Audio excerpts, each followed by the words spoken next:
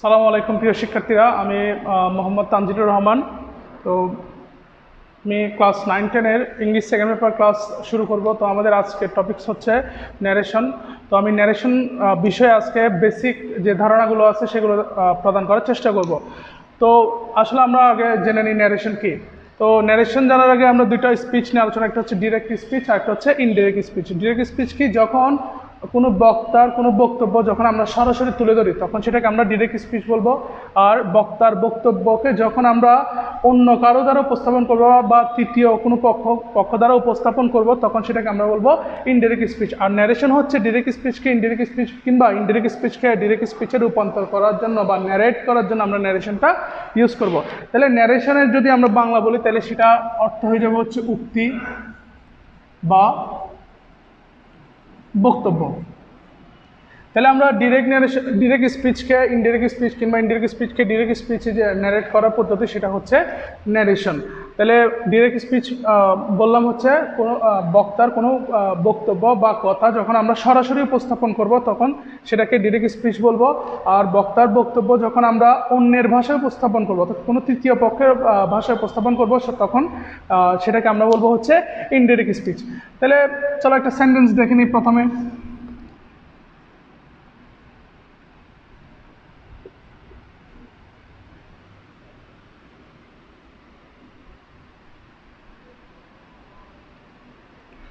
ওকে, একটা সেন্টেন্স লিখলাম, Rahim said to Karim I do this. তাহলে রহিম করিমকে বললো যে আমি এটা করেছি। তাহলে রহিমের যে কথা সেটা আমরা সরাসরি তুলে ধরেছি। তাহলে যে তুলে ধরার পদ্ধতি মানে সরাসরি যদি কোনো বক্তার কোনো বক্তব্য, অর্থাৎ এখানে রহিম হচ্ছে বক্তা, তার কথাটা আমরা এখানে কি করছি সরাসরি তুলে ধরছি। তাহলে যে তুলে ধরার যে পদ্ধতি সেটাকে আমরা বলবো হচ্ছে ডিরেক্ট নেরেশন। বা এই কোনো বক্তার কোনো বক্তব্যকে সরাসরি তুলে ধরলে সেটাকে বলবো হচ্ছে ডিরেক্ট নেরেশন। আর ইনডিরেক্ট নেরেশন হচ্ছে আমি যদি এভাবে লিখি, এটা Rahim told Karim that he did that. তাহলে Rahim told Karim that he did that. তাহলে এখানে এই যে রহিম করিমকে বলল যে সে সেটা করেছিল। তাহলে এখন রহিমের যে কথা সেটা আমরা রহিমের ভাষায় না লিখে আমরা করিমের ভাষায় বা অন্য আরেকজনের ভাষায় তুলে ধরলাম, তখন সেটাকে আমরা বলবো হচ্ছে ইনডিরেক্ট স্পিচ। তাহলে বক্তার কোনো বক্তব্য সরাসরি তুলে ধরলে আমরা বলবো সেটাকে ডিরেক্ট স্পিচ বা ডিরেক্ট ন্যারেশন। আর বক্তার কোনো বক্তব্য যখন আমরা সরাসরি উপস্থাপন করব না, কোনো তৃতীয় পক্ষ সাহায্য নেব, তখন সেটাকে বলবো হচ্ছে ইনডিরেক্ট স্পিচ। তাহলে এই ডিরেক্ট স্পিচ থেকে ইনডিরেক্ট স্পিচে রূপান্তর করার জন্য আমাদের প্রধান যে বিষয়গুলো জানতে হবে সেগুলোর মধ্যে প্রথম হলো একটা ইনডিরেক্ট স্পিচকে আমরা রহিম, তাহলে এটা হচ্ছে একটা ইনডিরেক্ট স্পিচ, ডিরেক্ট স্পিচ। তাহলে এখানে দুইটা অংশ আছে। প্রথমটা হচ্ছে রহিম সেড টু করিম, এখানে একটা অংশ। তারপর আই ডু দিস, এখানে একটা অংশ, দুইটা অংশ। তাহলে প্রথম যে অংশটা আছে রহিম সেড টু করিম, এই প্রথম অংশকে আমরা বলবো হচ্ছে রিপোর্টিং স্পিচ।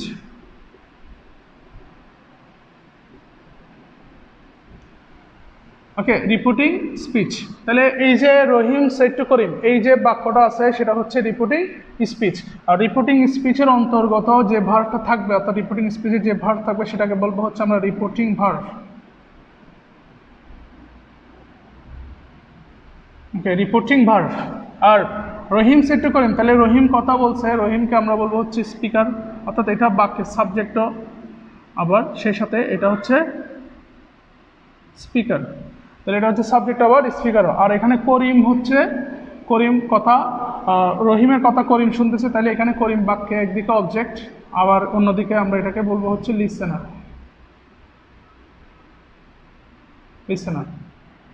এরপর এটা হচ্ছে পুরোটা, তাহলে এই পুরো বাক্যটা আমরা রিপোর্টিং স্পিচ বলবো। সম্পূর্ণ বাক্যটা রহিম সেড টু করিম, এটা রিপোর্টিং স্পিচ।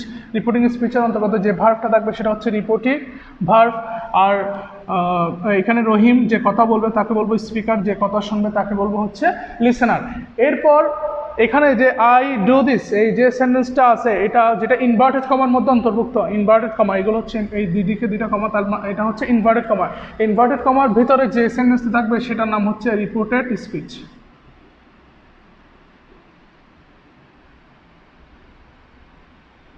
এটা হচ্ছে রিপোর্টেড স্পিচ। তাহলে এখানে যে রিপোর্টেড স্পিচের যে ভার্বটা থাকবে তাহলে এটাকে বলবো হচ্ছে আমরা রিপোর্টেড ভার্ব। তাহলে এই গেল আমাদের মূল বেসিক যে জিনিসটা আমাদের খুবই জানার দরকার, সেগুলো হচ্ছে এই রিপোর্টিং ভার্ব আর এখানে হচ্ছে রিপোর্টেড ভার্ব এখানে। তাহলে ইনভার্টেড কমার আগে যেটা থাকবে সেটা রিপোর্টিং স্পিচ, আর ইনভার্টেড কমার ধারে যেটা আবদ্ধ থাকবে সেটা হচ্ছে রিপোর্টেড স্পিচ। তাহলে এটা রিপোর্টিং স্পিচ, এটা হচ্ছে রিপোর্টেড স্পিচ। তাহলে এটা যদি আমি ডিরেক্ট এই ডিরেক্টটাকে যদি আমি ইনডিরেক্ট করি, তাহলে এটাকে ইনডিরেক্ট করলে কি দাঁড়ায়?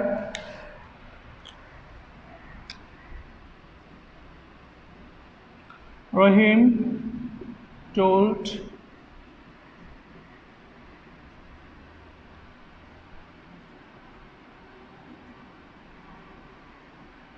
তাহলে Rahim told Karim that he did that. তাহলে আমরা এখানে প্রশ্ন বসাই দিলাম। তাহলে এখন দেখো এখানে কি কি পরিবর্তন হয়েছে। প্রথম পরিবর্তন সেইড টু যেটা ছিল সেটা পরিবর্তন আমরা বসাইলাম টোল্ড। তাহলে এটা কি ছিল? Reporting verb. তাহলে নাম্বার ওয়ানের পরিবর্তনে আমরা দেখলাম হচ্ছে 1 নম্বর পরিবর্তন হচ্ছে রিপোর্টিং ভার্বের পরিবর্তন। নাম্বার 1 হচ্ছে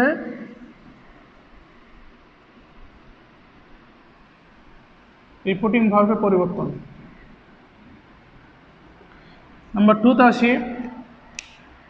দ্বিতীয় নম্বরে আসছে হচ্ছে এখানে কমা আর একটা ইনভার্টেড কমা ছিল এই দুদিকে।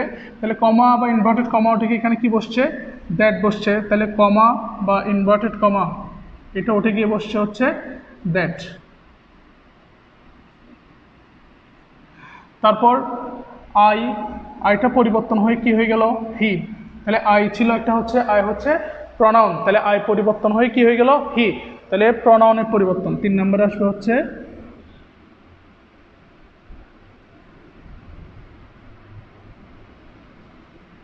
চার নম্বরে আসি।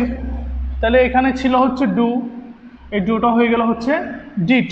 তাহলে ডু হচ্ছে ভার্ব, তাহলে এখানে ভার্বের পরিবর্তন।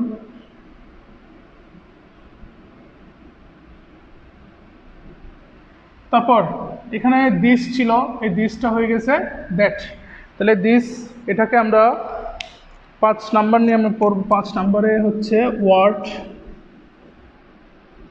বা ফ্রেজ পরিবর্তন। তাহলে আমরা মূলত একটা ডিরেক্ট থেকে একটা ডিরেক্ট সেন্টেন্স ডিরেক্ট ন্যারেশনকে ইনডিরেক্ট ন্যারেশনে রূপান্তর করতে গেলে আমরা কয়টা রূপান্তর পাবো? 5টা রূপান্তর। তার মধ্যে প্রথমটা হচ্ছে রিপোর্টিং ভার্বের পরিবর্তন, এই যে সেইটটা টোল্ড হয়ে গেল। তারপর হচ্ছে কমা বা ইনভার্টেড কমাটিকে দ্যাট বসছে। তারপর হচ্ছে প্রনাউনের পরিবর্তন, অর্থাৎ আইটা এখানে হি হয়ে গেল, তাহলে এখানে একটা প্রনাউনের পরিবর্তন। তারপর ডুটা ডিড হয়ে গেল, তাহলে রিপোর্টেড স্পিচে ভার্বের পরিবর্তন।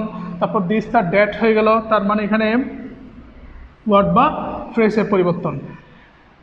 তাহলে ওকে, তাহলে আমরা আগের সেন্টেন্স থেকে দেখলাম যে আসলে একটা ডিরেক্ট স্পিচ থেকে ইনডিরেক্ট স্পিচে রূপান্তর করতে গেলে আমাদের এখানে 5 ধরনের পরিবর্তন করতে হবে। একটা হচ্ছে রিপোর্টিং ভার্বের পরিবর্তন। নাম্বার 2 হচ্ছে কমা বা ইনভার্টেড কমা থেকে এখানে দ্যাট বসছে, যদিও এটা শুধুমাত্র দ্যাট বসবে না, আমরা আরও অনেকগুলো বসাবো।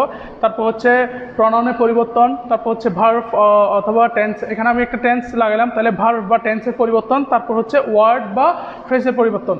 তো আমরা প্রথমে যদি করতে যাই তাহলে এখানে 1 নম্বরে আমরা পরিবর্তন শিখবো হচ্ছে এটা 1 নম্বরে। তারপর এটা 2 নম্বরে শিখবো। তারপরে এটা 5 নম্বরে থাকবে, আর এটা হচ্ছে 3, 4। তাহলে আমরা প্রথমে শিখবো হচ্ছে ভার্ব বা টেন্স কীভাবে পরিবর্তন হয়, অর্থাৎ ডিরেক্ট ন্যারেশন থেকে ইনডিরেক্ট ন্যারেশনে নিতে গেলে আমাদের কি কি পরিবর্তন করতে হবে ভার্বের ক্ষেত্রে। তাহলে প্রথম পরিবর্তন এটা। তারপর দ্বিতীয় নাম্বার হচ্ছে প্রনাউনের পরিবর্তন। তারপর 3 নাম্বার হচ্ছে রিপোর্টিং ভার্বের পরিবর্তন। 4 নাম্বারে হচ্ছে কমা ইনভার্টেড কমা উঠে গিয়ে আসলে কি বসবে, কনজাংশন হিসাবে দ্যাট বসবে নাকি টু বসবে, কোনটা বসবে সেটা। তারপর 5 নাম্বার হচ্ছে ওয়ার্ড বা ফ্রেজ পরিবর্তন। তো আমরা এই 3টা প্রনাউন পরিবর্তন, ভার্ব বা টেন্সের পরিবর্তন, ওয়ার্ড বা ফ্রেজ পরিবর্তন, এগুলো আমরা আলাদা আলাদাভাবে শিখব। কিন্তু রিপোর্টিং ভার্ব এবং দ্যাট এই দুইটার পরিবর্তন আমরা একসাথে সেন্টেন্স অনুযায়ী শিখব। তো আমরা আজকে ক্লাসে কতটুকু কভার করতে পারি দেখা যাক। পরবর্তী ক্লাসে তোমরা যখন ক্লাস দেখবা তখন কি করবা, তোমাদের যে অর্থ অনুসারে 5 প্রকার সেন্টেন্স আছে, অর্থ অনুসারে 5 প্রকার সেন্টেন্স, যে অ্যাসার্টিভ, ইম্পারেটিভ, অবজেক্টিভ, ইন্টারোগেটিভ, হ্যাঁ এই 5 প্রকারের সেন্টেন্সগুলো একটু করে ভালো করে দেখে রাখবা। তাহলে চলো প্রথমে আমরা এখানে ভার্ব বা টেন্সের পরিবর্তনটা দেখি একটু করে। তাহলে আমরা প্রথম পরিবর্তন হচ্ছে ভার্ব বা টেন্সের পরিবর্তন। তাহলে চলো ভার্ব বা টেন্সের পরিবর্তন দেখা যাক কীভাবে হয়। তাহলে প্রথম ভার্ব বা টেন্স, অর্থাৎ ন্যারেশনের ক্ষেত্রে আমরা এই পরিবর্তনগুলো হবে বেশিরভাগ ক্ষেত্রে রিপোর্টেড স্পিচে, ওই যে যেটা ইনভার্টেড কমার মধ্যে আবদ্ধ থাকে সেটাতে পরিবর্তনটা হবে। তাহলে প্রথমে চলো ভার্ব বা টেন্সের পরিবর্তন কীভাবে হয়। প্রথম একদম ফার্স্ট যে বেসিক নিয়মটা আসবে সেটা হচ্ছে রিপোর্টিং ভার্ব ক্ষেত্রে। তাহলে আমরা রিপোর্টেড স্পিচের ভার্ব পরিবর্তন করব কি দেখে, রিপোর্টিং ভার্ব দেখে। তাহলে প্রথম রুলস হচ্ছে রিপোর্টিং ভার্ব যদি প্রেজেন্ট বা ফিউচার হয়,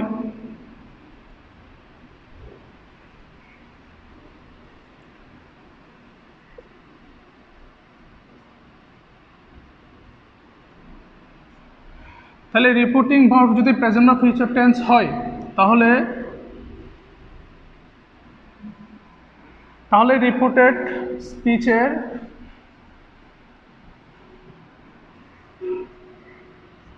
ভার্বের কোনো পরিবর্তন হবে না।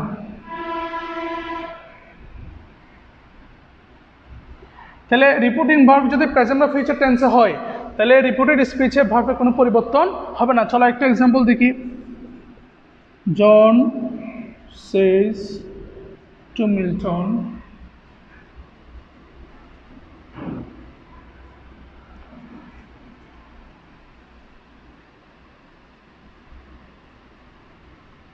ওকে, একটা এক্সাম্পল লিখলাম, John says to Milton I am your brother. তাহলে এখন এখানে রিপোর্টিং ভার্ব কোনটা, তাহলে রিপোর্টিং ভার্ব হচ্ছে সেজ, রিপোর্টিং ভার্ব হচ্ছে সেজ। তাহলে আমরা এখানে রুলসের মধ্যে প্রথম নিয়মের মধ্যে লিখে দিচ্ছি যে রিপোর্টিং ভার্ব যদি প্রেজেন্ট বা ফিউচার হয় তাহলে সেজটা অবশ্যই কোন ফর্ম, প্রেজেন্ট ফর্ম। তাহলে প্রেজেন্ট ফর্ম হলে এখানে ভার্বের কোনো এইদিকে এই যে রিপোর্টেড স্পিচের যে ভার্বগুলো থাকবে সেগুলো কোনো পরিবর্তন হবে না। তাহলে এটাকে যদি আমি এটা আমরা ইনডিরেক্ট যদি করি, এটার আনসার কি হবে, আনসার হবে হচ্ছে জন সেজ টু মিল্টন, অথবা এখানে সেজ টুর পরিবর্তে আমরা টেলস বসাতে পারবো। হ্যাঁ, সেজ টু মিল্টন দ্যাট, আইটা পরিবর্তন হয়ে হি হয়ে যাবে। তো আই পরিবর্তন হয়ে হি কেন হচ্ছে সেটা আমরা এখন আপাতত বুঝবো না, সেটা আমরা যখন প্রনাউনে রূপান্তর করব তখন, অর্থাৎ প্রনাউন যে পরিবর্তন কিভাবে হবে ন্যারেশনের মধ্যে ইনডিরেক্ট থেকে ডিরেক্ট থেকে ইনডিরেক্ট করার সময় প্রনাউনের কীভাবে পরিবর্তন হয় সেটা দেখলে আমরা বুঝে যাব। তাহলে John says to Milton that he, এখন দেখো এই যে এম আছে, তাহলে এম হচ্ছে আমাদের ন্যারেশনের ক্ষেত্রে আমরা একটু পর দেখবো, যদিও এটা আমি আবার লিখে দিই। ন্যারেশনের ক্ষেত্রে যদি এম ইজ আর থাকে তাহলে সেটা পরিবর্তন হয়ে হবে হচ্ছে ওয়াজ অথবা ওয়ার। তাহলে এম ইজ আর থাকলে হবে ওয়াজ ওয়ার। তাহলে রুলস অনুযায়ী এখানে এম যেহেতু আছে তাহলে এখানে হি এর সাথে, হি যেহেতু সিঙ্গুলার, তাহলে সিঙ্গুলার যেহেতু তাহলে হি এর সাথে কি হওয়ার কথা, ওয়াজ হওয়ার কথা, কিন্তু এখানে ওয়াজ হবে না, এখানে হবে হচ্ছে ওই যে এম ইজ আর এর মধ্যে এম তো শুধু আয়ের ক্ষেত্রে ইউজ হয়, তাহলে হির সাথে, হি যেহেতু একজন সিঙ্গুলার তাহলে হির সাথে কি হবে, ইজ হবে। তাহলে এখানে ভার্বে কোনো পরিবর্তন হবে না। কেন পরিবর্তন হবে না, যদি এখানে যদি কি থাকে, সরি এখানে যদি রিপোর্টিং ভার্বটি যদি প্রেজেন্ট বা ফিউচার টেন্সে হয় তাহলে রিপোর্টেড স্পিচের ভার্বে কোনো পরিবর্তন হবে না। এখানে ইজ কিন্তু ভার্বে পরিবর্তন নয়, এটা হি এর জন্য ইজ বসছে, কিন্তু এটা একই ফর্ম আছে, এম ইজ আর তিনটা একই ফর্মে। তাহলে হি ইজ, আচ্ছা এখানে একটা আর হবে, হি ইজ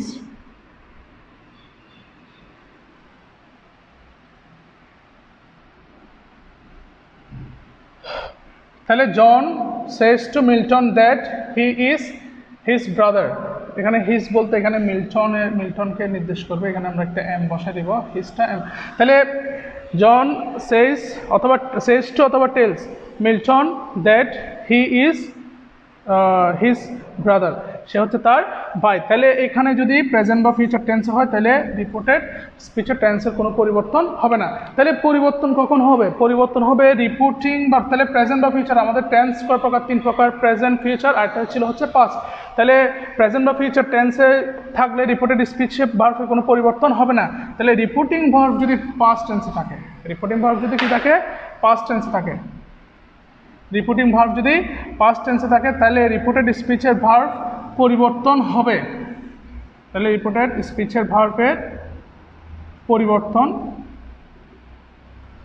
হবে। তাহলে পরিবর্তন হবে, কি পরিবর্তন হবে, কি কি আসবে? যেমন এখানে আমি একটা পরিবর্তন লিখলাম এম ইজ আর থাকলে ওয়াজ ওয়্যার। তাহলে এটার একটা পুরো একটা চার্ট আছে, আমি চার্টটা এঁকে দেখাচ্ছি।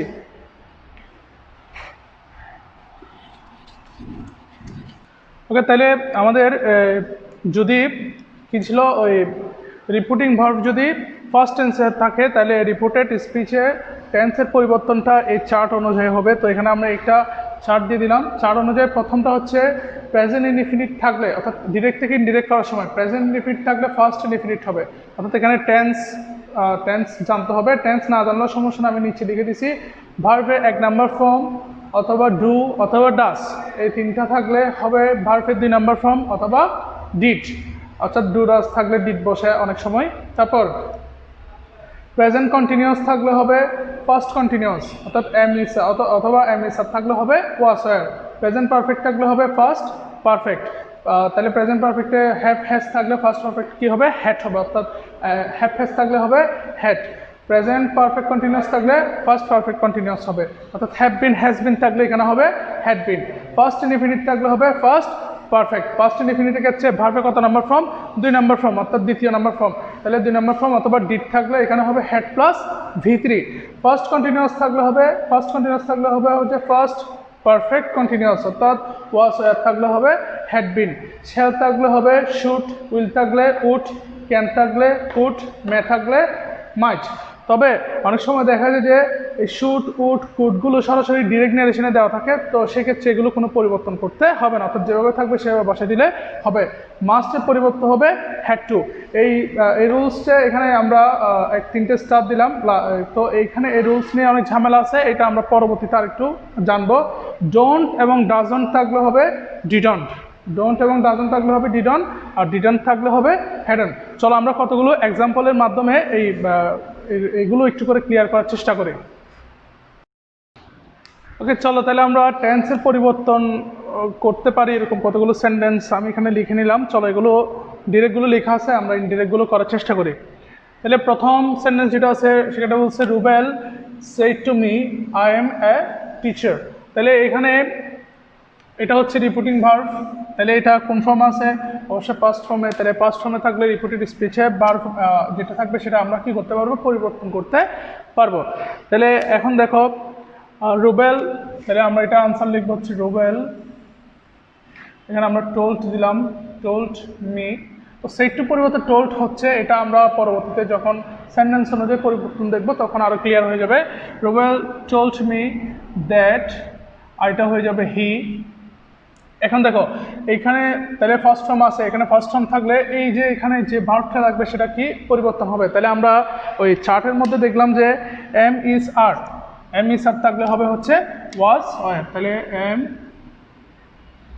ইজ আর থাকলে হবে হচ্ছে ওয়াজ ওয়্যার। তাহলে এখানে আমরা কি বসাবো? এম এর পরিবর্তে, যেহেতু হি আছে তাহলে এখানে দেখো এম ইজ হচ্ছে সিঙ্গুলারের জন্য আর হচ্ছে প্লুরালের জন্য। তো ওয়াজও ঠিক এরকম, যে ওয়াজ হচ্ছে কিসের জন্য? সিঙ্গুলারের জন্য, ওয়্যার হচ্ছে প্লুরালের জন্য। তাহলে আমরা এখানে এম, হি যেহেতু সিঙ্গুলার, তাহলে আমরা এখানে কি বসাবো? এম এর পরিবর্তে ওয়াজ বসাবো। হি ওয়াজ এ টিচার। এরপর আসি, she said I have been to France 3 times। তো আমাদের অনেক স্টুডেন্টরা কী করে সবসময় বাংলা করার চেষ্টা করে, তো এগুলো বাংলা করার আসলে কোনো কিছুই নাই। তো বাংলা করে কিছুই হবে না, আমরা সরাসরি রুলস অনুযায়ী চেষ্টা করব। তো এখানে বলছে শি সেড, তাহলে এটা কোন ফর্ম আছে? ফার্স্ট ফর্মে। ফার্স্ট ফর্ম হলে তাহলে ভার্বের পরিবর্তন হবে। তাহলে ভার্বের পরিবর্তন যদি হয়, ভার্বের পরিবর্তন কীভাবে হবে? তাহলে আইটা কি হয়ে যাবে? হি হয়ে যাবে। হি হবে না শি হবে? আই আই এটাকে ফলো করবে, তাহলে শি যেহেতু মেয়ে তাহলে এটা শি হবে। শি সেট, আচ্ছা এখানে একটা দ্যাট বসবে, তাহলে শি সেট দ্যাট শি, এখন এখানে হ্যাভ আছে, তাহলে ভার্ব হচ্ছে হ্যাভ। তাহলে আমরা পড়ছিলাম যে যদি হ্যাভ অথবা হ্যাজ থাকে তাহলে সেটা পরিবর্তন হয়ে যাবে কি হ্যাড। তাহলে এখানে কি হয়ে যাবে, বা এখানে বিনও আছে, তো আমরা এখানে হ্যাভ বিন, এখানে একটা বিন লাগাই দিলাম। হ্যাভ বিন হ্যাজ বিন এর ক্ষেত্রে আমরা পরিবর্তন করে কি বসাবো, হ্যাড বিন বসাবো। তো যারা টেন্স পারে না, টেন্স নিয়ে চিন্তা করার দরকার নাই, নিচের যেগুলো চার্টের মধ্যে নিচে যেগুলো ছিল এম ইস থাকলে ওয়াজ ওয়ার, হ্যাভ হ্যাজ থাকলে হ্যাড বিন, এভাবে মুখস্থ করো যদি টেন্স না পারো। তাহলে she said that she, have থাকলে হবে হচ্ছে হ্যাড, আর এখানে বিন আছে এটা বসে যাবে she had been to France 3 times। এরপর হি said to me I bought a new কার।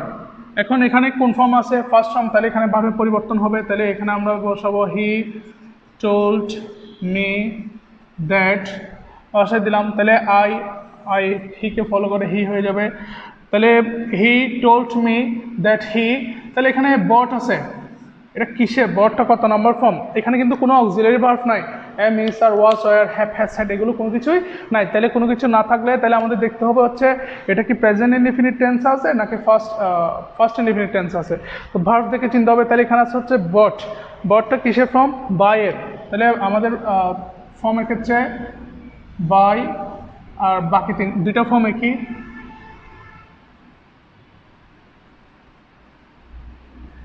তাহলে বাই বট বট, তাহলে একই রকমই ফার্স্ট ফর্ম এবং ফার্স্ট পার্টিসিপাল ফর্ম একই, তবে তাহলে এটা কোন ফর্ম আছে, দ্বিতীয় নাম্বার ফর্ম, অর্থাৎ ফার্স্ট ফর্ম আছে, তাহলে ফার্স্ট ফর্মে থাকলে আমরা বসাবো হচ্ছে হ্যাড, তাহলে দ্যাট হি হ্যাড, তাহলে বারো 3 number form,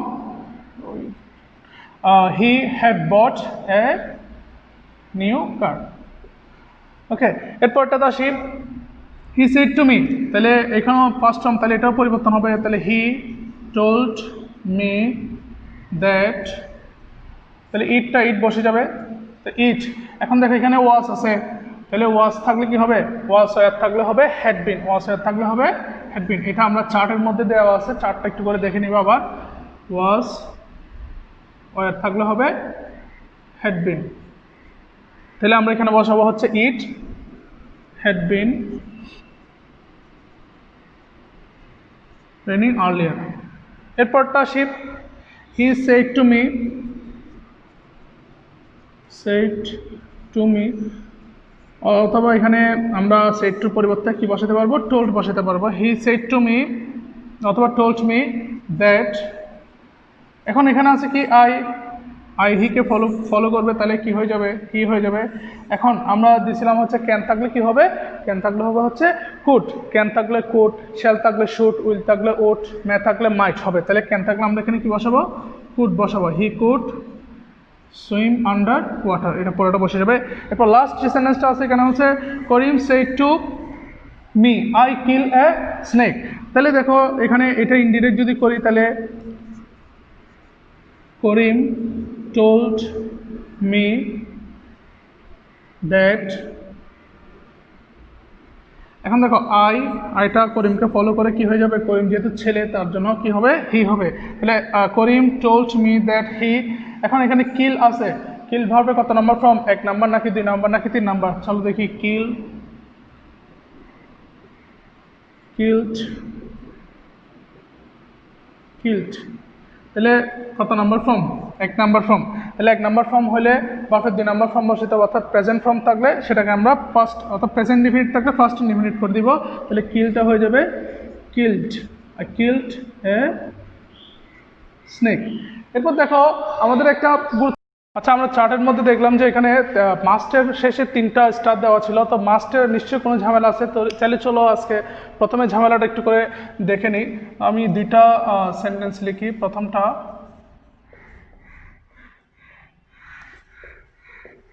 Rodela said to jenny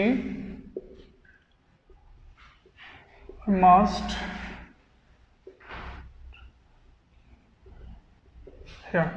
তাহলে প্রথম সেন্টেন্সটা লিখলাম হচ্ছে Rodela said to Jenny I must cut my hair. তাহলে এটা একটা সেন্টেন্স গেল, আরেকটা লিখলাম